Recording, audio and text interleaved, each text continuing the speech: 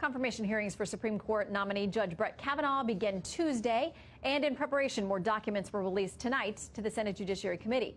Documents relating to Kavanaugh's time in the Bush White House, as Democrats pull out all the stops to block the hearings from moving forward. We should be pushing to postpone the Kavanaugh hearing.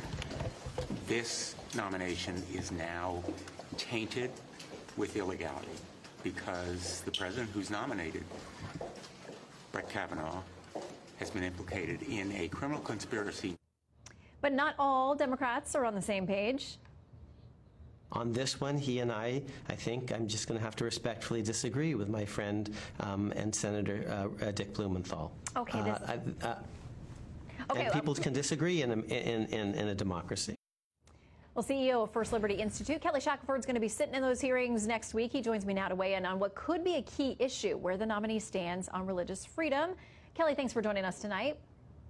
Happy to do it, Shannon. Okay, so first I want you to give us, obviously this is something that you are in the courts fighting about all the time, your view of where Kavanaugh stands on these issues. Well, I think we have to start with just how incredibly gifted he is. I mean, he's an excellent jurist. He's fair-minded. He's committed to the Constitution.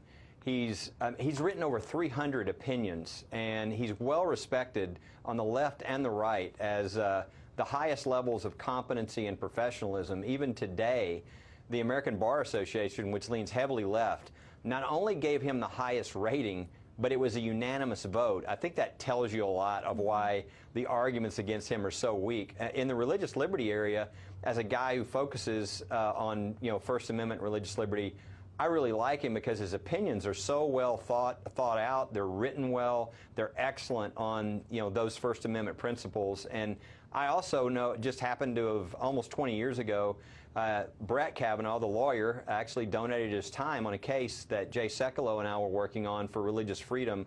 So I know he's a guy with a heart for the Constitution and religious freedom as well. And I just think that's an unbelievable combination when you add all that competency, excellence, and a heart for the Constitution and the First Amendment. And I want to get to one of your cases that may end up at the Supreme Court in just a second. But first, I want to ask you quickly about this. In a piece called Kavanaugh Wrong About Religious Freedom, written in the Providence Journal, it's an opinion piece by a Unitarian Universalist minister. He says, maybe the most frightening, Kavanaugh appears receptive to those who would distort religious freedom as an excuse to harm others, especially women, LGBTQ people, and religious minorities. Religious freedom means the right to believe or not as you see fit, but it has never meant the right to use your religion as an excuse to discriminate against other people. And they're warning that may be Kavanaugh. Yeah, it's, again, another one of those attacks that are based upon nothingness. I mean, there's no proof of that. There's no evidence. There's no writing. There's no opinion. I mean, and they've got over 300 opinions to pick from. What you really see is Judge Kavanaugh is a person who believes in every individual, every citizen's right to hold to their own religious beliefs, whatever those are. He believes in the freedom of every individual. The Priest for Life case is a great example of that. The Protecting the Pledge case. He's just done an excellent job on the opinions, and I don't think there's any basis for criticism.